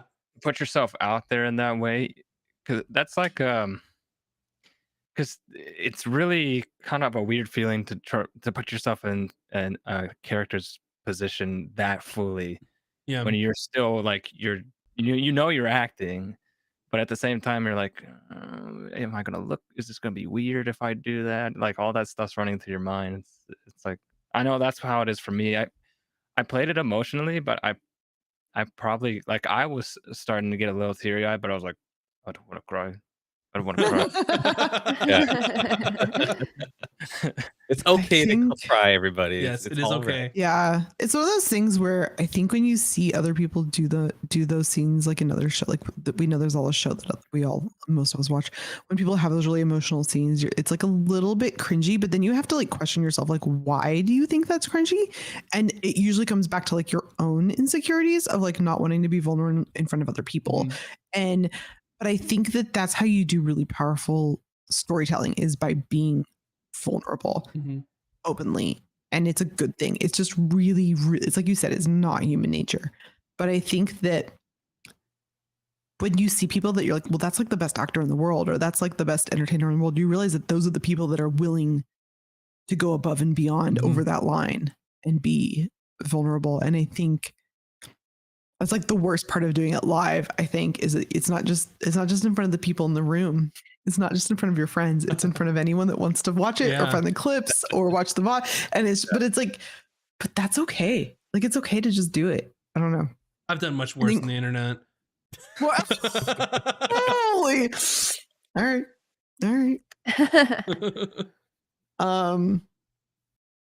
Let's do another question because I'm getting emotional. Okay. Cry. Let's do a fun one. Well, actually, this could be a sad. Now that I said that, this is gonna be a sad one. What happens with Mimi? Or do we have to wait to find out? This is a question that Mr. Zeus asked as well. Zeus in your DMs asked. Having a great time at Ron's village. Eating everything in sight. She doesn't Ron have goes to, fishing with her. doesn't have to hide anymore. She could be free, eat whatever. Mm-hmm. No. I'm sure there's a lot of rodents Mimi can eat, and Ron cleans up, fix up the Fish. Yeah, if you get trainer to eat like the parts of the fish that you're not going to eat, like the bones and the scales and stuff, she'd probably be fine. She didn't seem to care what she ate. I didn't really. He is I didn't really explain why Ron was teaching Mimi to be a fishing pole, but it was essentially so Mimi can feed herself and catch her own fish. Ooh, interesting. That's so cool. Yeah, so I never explicitly said why I wanted her to be a fishing pole. I thought you just wanted a badass fishing pole that you could like turn around and attack people with. Well, she would never give me the fish once we caught it. Like, That's true. That's a good point. I didn't even think of that. That's amazing. Let's see. What about Ron's village though? Like, do you think that like does Brandis ever come? This is your question, Moobs, actually, so I don't know why I'm asking you this, but does Brandis come to visit Ron's village? And then also this also says what happens to the Adventuring Guild and Tustin. So like yeah, can we talk about Ron's village, the Adventuring Guild, Tustin, maybe the school, and maybe the Babas, like what happens for all them? The Ron's village question is, I mean, that's up to Ron, right? Because it's up to him to have to rebuild the village, right, and get people to come back. And I think Brandis thinks that he's Ron's best friend, so he would obviously go there, and he'd probably hate it. Yeah, I mean, there's no fine dining. There's no inn. Right. I think we talked about it on the last episode that like everyone, well, except for Vin because she went home to be a princess.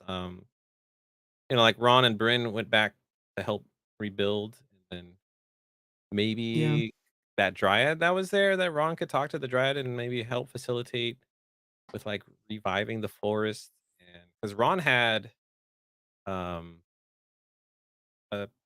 was it plant growth spell, and if you cast a spell every day for a year, then it's like super awesome. So I figured that's what Ron would be doing. Yeah, you'd have killer crops if you cast that spell. Like you'd be solid. What about the Adventuring Guild in Tustin, Max? That is entirely up to Sweet Justice, because in the end, based on what happened to that guild, they were barely making it. They were limping along, and basically Sweet Justice were like the poster party for that guild.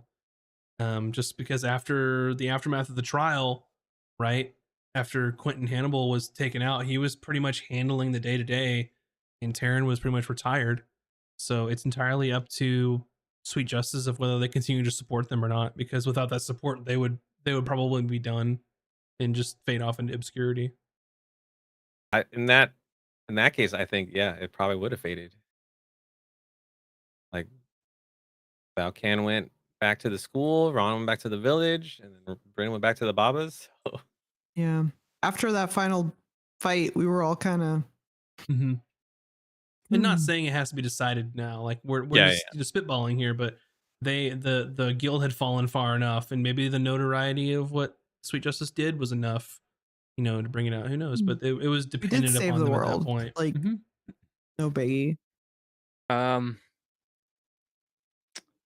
Valken still has the deed, Ah, that mansion. So That is one thing that I will say that I wish you all would have explored more.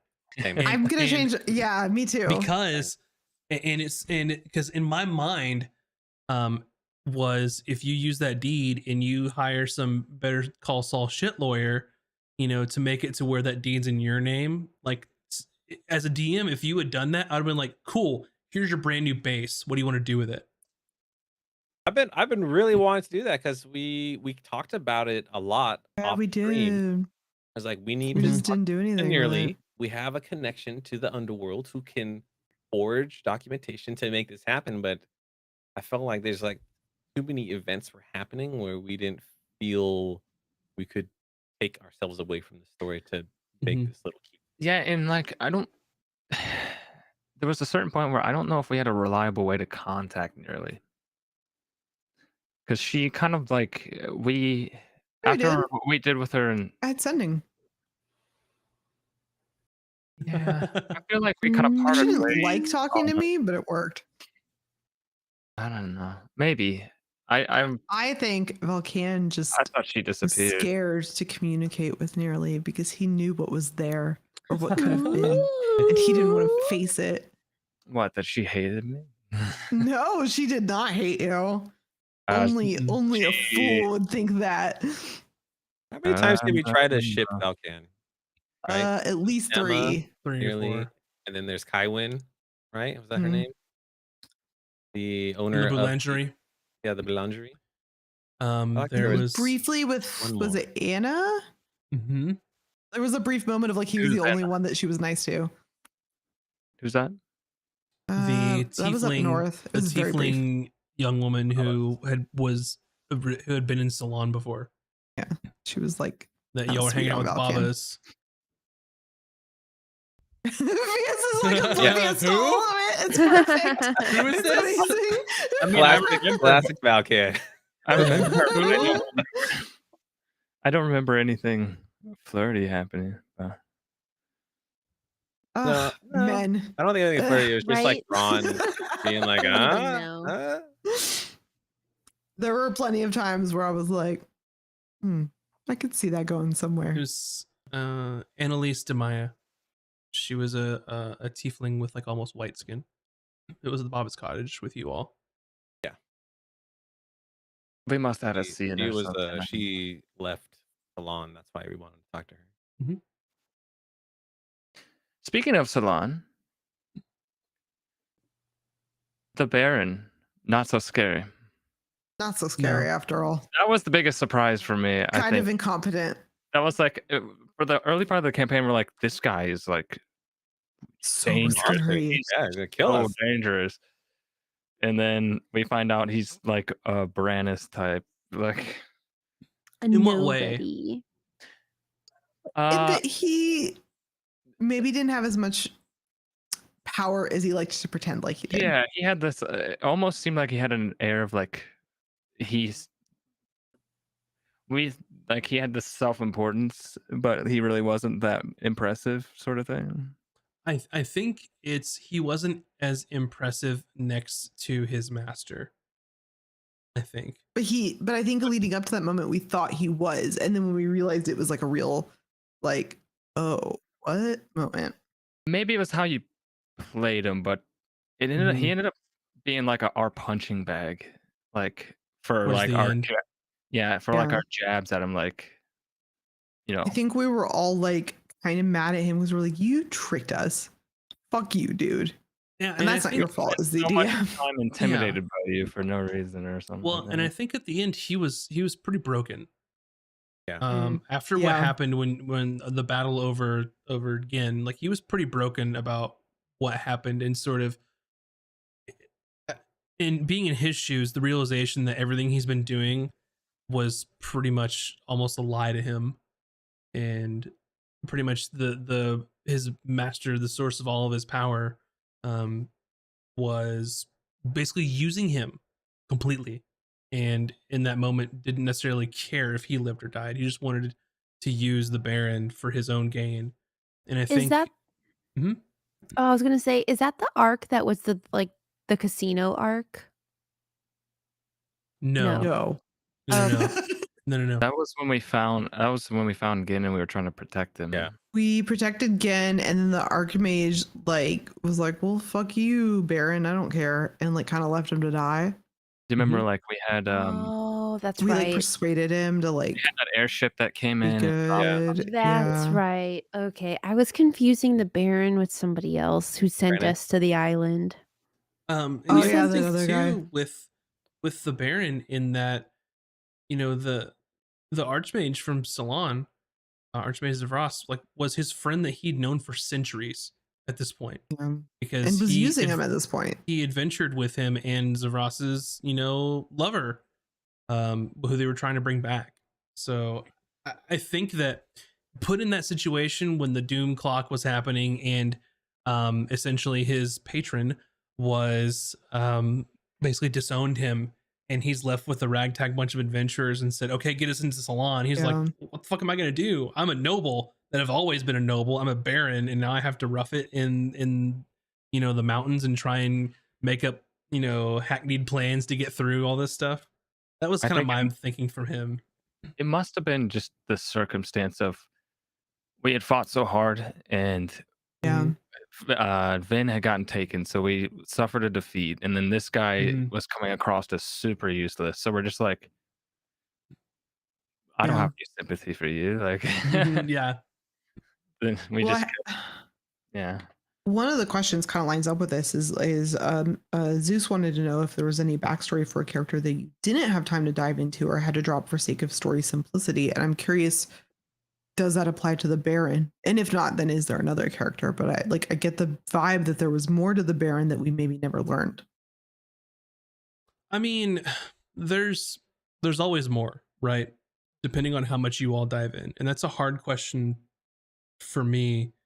I think there was much more to Risa, and we've already talked about this, of diving into her and what kind of makes her tick. But what you had seen of the Baron at the end there, you kind of got um what he was about at that point. There's not much more you could have dove into him unless it was in different circumstances. Um because as far as like a magic user, I mean, we all know now he was a warlock. The Archmage was his patron. He was a warlock of the Undying, so that's what kept him alive over these centuries. And he was very powerful in his own right as far as combat is concerned. But when it came to sort of things outside of that, dude's a noble, almost always been a noble, and he was an adventurer. And we all know adventurers are pretty shitty. Look at Adventures Brandon. are shitty. You saw the story of when he became a noble whenever you all were in the play, when y'all were playing Voss Creel and the rest. I guess that makes a bit more sense. Yeah. Mhm. In the moment, I guess it came across a little bit different. We were frustrated in the moment because we had just been dealt some blows, Yeah. Our characters had been through it. Yeah, and I think that I don't want to say like that was by design, but I mean, I think that it's valid that you felt that way against the Baron because you all had fought so hard, only to have suffered a loss. I see a question on there that's while we're on the subject of salon people and stuff, Mm-hmm. From Village says, is Ixius just in the pocket realm forever? Please say no. Please Who say knows? no. I'm so Aw. upset about this question. I thought we had plans to release them and stuff. Yeah, I thought that was going to be our goal after the fight, was to find I think we Ixius. We just did fast do forwarded. Thought we did. And In my head, we did. I In my thought we heart, did. We did. Yeah, and I think in that circumstance, no, it doesn't make sense for Ixius for them to be stuck in the pocket dimension because you essentially toppled the seat of power in Salon. That will be the ones keeping them in a pocket dimension as their prisoners. So no, they're not. If the gonna stay there. Archmage dies and they're the one that casts the spell to create the pocket dimension, They reunite with then- Korra. Ooh, I'd like to knows? know that they Little bit. reunite. Mhm. Who knows? That'd be cute. But yeah, she's not going to stay in there forever. And on to the next question that's related is there's absolutely survivors from Salon. Okay. Yeah, Absolutely. Zeus asked I if there were mean, any survivors. you all made it and there out, and it's were. a huge city. So I like that Zeus asked us questions if there were any survivors, and then Zeus also planned the one shot, basically saying that all the survivors were turned into undead zombies. Dun dun dun. yeah. We had one more question from Zeus. What happened to Ophiar's apprentice? That was an interesting little side character NPC. Yeah, and I mean, in those last moments, he's pretty much just going to make sure that, because he's a servant to the Lich essentially. So he's basically going to be tending to the Lich to the end. Because at the end there, he's very concerned about his master turning, over to basically be a servant of Orcus. So, but since that didn't happen, I'm sure him and Ophiar are doing just fine. Learning, They're just chilling. Yeah. I have another NPC related question. This isn't on our list. I just was wondering, we had some viewer created NPCs show up in the campaign. And I wondered, Max, if there was like a favorite one of those or a favorite moment that one of those led to, or something that like really stood out to you as being fun.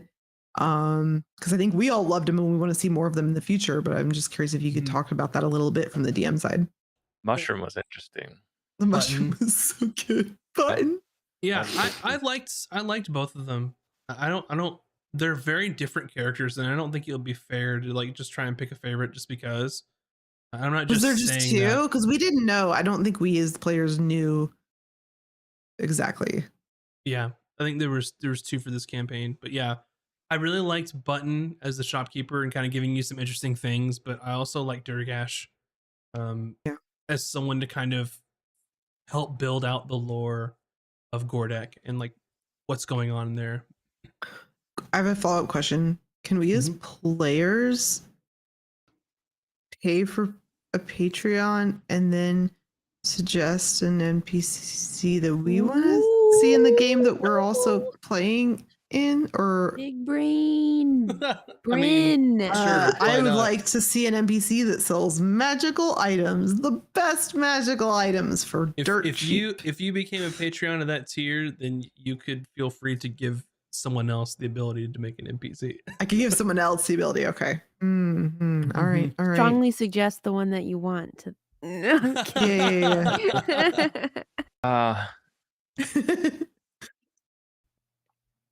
Speaking of merchants, the guy that gave Vin the tattoo is pretty cool. Oh yeah. Shadow Kai. Oh yeah, that was dope. I liked that. Dragon's It was a lot more stressful than I expected it to be. I kind of interested in learning more about his character too, because he kind of opened up. There was kind of this. I know, me as a player, I wasn't really looking in on it, but I don't know if it was Bonner or somebody else. With the whole Valken not liking the undead and him being a Shadow Kai, it was like, oh, the Raven Queen or whatever. There's like a potential there for some more information or lore, I think. I am hoping that comes back up in campaign 2 because like now that that's established in world, I'm like, we could see more of that. I want to say religion, but it's not really a religion. It's more like a way of life. Like whatever that is, I'm hoping that we see more of it because that was really cool. I like learning more about the Shadow Realm, essentially. Yeah. Alternate plane stuff, I think, is always whenever I've seen it, it seems always fun. Whether it's like the Fae or like the lower realms. It seems like whenever a player's party gets involved with that stuff, there's crazy things that happen. They're just super entertaining. So maybe we'll. Who knows? Who knows what's in store for you all for campaign 2? What I think is going to be interesting is you all have gotten to such a high level in the first campaign, and then now in campaign 2, you're back to low level. Babbies, yeah. What is it? Babbies. Is 13 like pretty high for our campaign? It's highest I've ever had a campaign go. I don't know. I don't know what. think I'm the not familiar. general consensus I've heard from people that I know who are DMs or have played in campaigns is that once you start getting levels after that, you just start getting kind of ridiculous and it's less fun in a way. But Yeah. I'm not saying it couldn't be fun, but that's like the general consensus I've heard from people. Mm-hmm. I've never made it this high before. I've only ever made it to like maybe level 10 Same. before games like died. I think level 13 is like there's typically like 4 tiers of play. I think it's like tier 3, like where you're really powerful. But like tier 4 is like when you're like levels 18, 19, and 20, where shit just gets insane. You're a god. Like when you Yeah. start getting your like final abilities and whatnot, that's like Yeah, and that's the thing is like when you're getting to like level 20 stuff, like you pretty much have to be fighting gods at that point, right? So We were close. We were close. Yeah. I think if Orcus had come into the world, we might Y'all have would've been- needed to go kill some boars in the woods for a few levels to actually be able to defeat him. I mean, to not put it lightly, y'all would have been fucked if that would have happened. Like that would not have been a good time for anyone. yeah, because I mean, we're not on that level, and we didn't know anybody on that level, so Yeah. I think one Zeus, of the made a good only comment to saving that. graces would have been that he didn't have his wand. Oh yeah. But Zeus made a good point of like that the party has enough tools available to them that the methods by which you can provide the players fun narrows considerably. So it doesn't mean that it can't happen, but it's just harder for the DM to challenge them in ways that are fun. So that makes a lot of sense yeah, to me. you just have more things to counter whatever the DM throws at you, sort of thing. Yeah. Yeah, I mean, when you have access to like Wish, like what do you do? I think the second anyone gets access to Wish, it's like, well, the game's over then. Like, Yeah. what are we even doing here? Yeah. Not that I don't want it. Wish for a Holy Avenger. I wish for some fresh honey cake. Mhm. Actually, our characters with Wish would probably be comical at best. Yeah, probably so. Probably so. I think we've hit most of the questions. Yeah, I think we've got them. on the document. Is there any questions in chat that you all want to ask Yeah. before we Fire call away. it a night? Any I burning don't wanna- questions? I don't want to stop talking about D&D though. Yeah, I want Boy. to play. I'm ready for. It's not next week. It's week after, right? April Yeah. 21st. I Boy. cannot wait. Are we allowed to give any teasers or spoilers or? No. How much do people know? At this Hints? point? Nothing. Yeah, what do people Mhm. know? What do the viewers know? Nothing. Well, you're not going to tell them anything. Except for the teaser video that Moobs is editing and is going to release. I was editing it right before we went live. Ooh. I was So like, stay tuned and follow the socials if you're not for some reason, Yes. because the teasers Oh. will be coming out soon. All right, You Zeus, know what? hit me up, man. We'll talk about stuff. There are teasers out there, Bun. Your drawing streams. Art There streams. are Mhm. the character art is out there. I have drawn 3 of the characters are basically like announced if you are watching the art streams, and the next one will be happening next Tuesday. Mhm. So if you want to see the 4th See you character, next Tuesday. maybe the 4th and 5th, depending on how fast I can draw. I'm sorry. yeah, and we're gonna be releasing little bios over on Twitter Yes. for casters. Mhm. So Cantrips. definitely be following the socials because we've got a lot of cool stuff coming up. Mhm. Also, feel free to rewrite my bio if you have fancier language that that you was want to perfect. use. It was really good. Yeah, Moobs, you were like, give us bios of your characters, and I'm like, I'm not a writer. I don't Everyone did know. a great job, but That was me. fantastic. No, yours is good. great. Yours No, is shush. really good.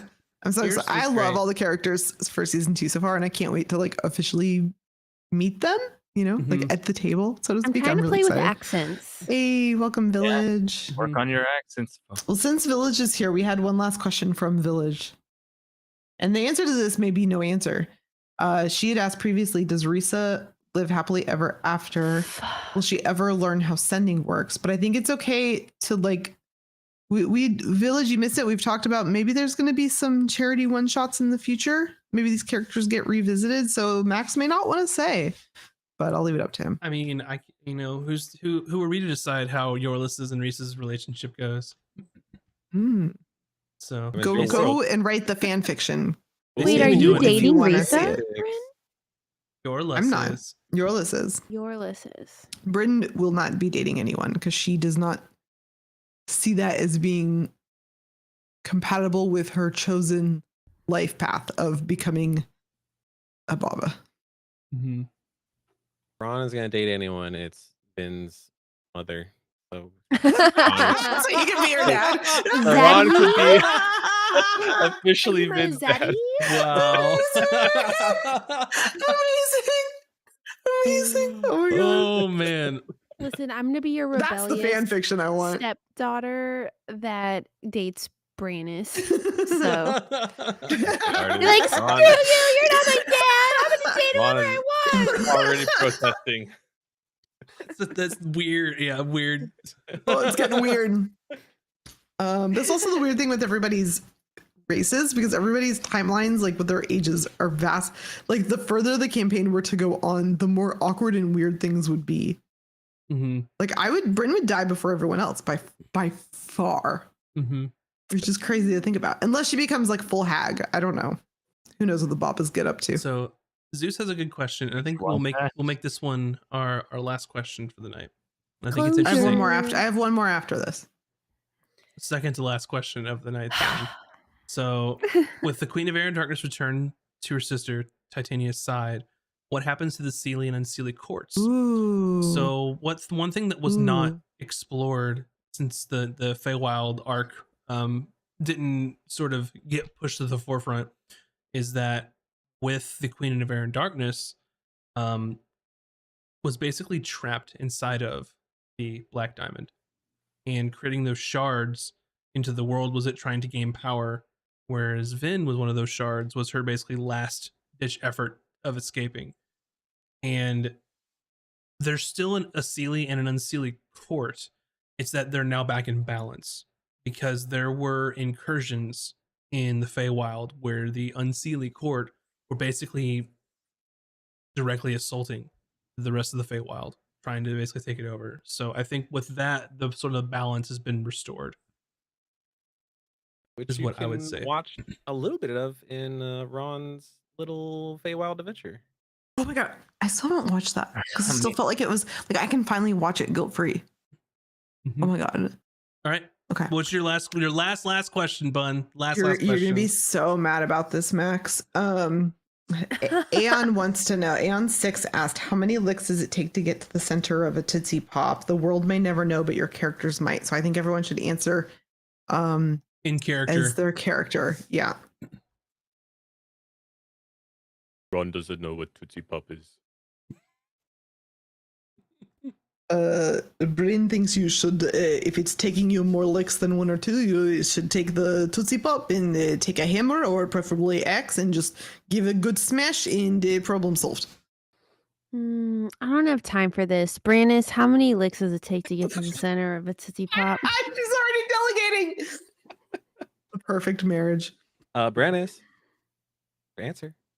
Well, I'm not entirely sure of how many licks it would take. I'm sure that I could pay someone to do it. To find out for me. You could pay me to do it. Ooh. Oh, amazing. All Very right. good. Very good. Well Thank done, you everyone. all so much for hanging out with us tonight. I hope that you Yes, had some thank you. much needed insight into the campaign and answered your questions. But while it is the end for tonight, that is not the end of Castles and Cantrips, because on April 21st, there's 2 weeks from now, will be Campaign 2's premiere. April with all of- 21st. April 21st. April 21st. April Yes. 21st. What was that date again? April 21st. 6 p.m. Pacific. It'll be all of us as well as Nina joining in the fold. Oh, I'm so excited the for Nina to first join. episode of Campaign 2. Don't miss it. It's going to be amazing. But with that, hope you all have a fantastic evening. Do donuts, not drugs, and we will see you all next time. Bye, everybody. Thank you. We wouldn't be here without you guys. Thank you so much. Bye. Bye.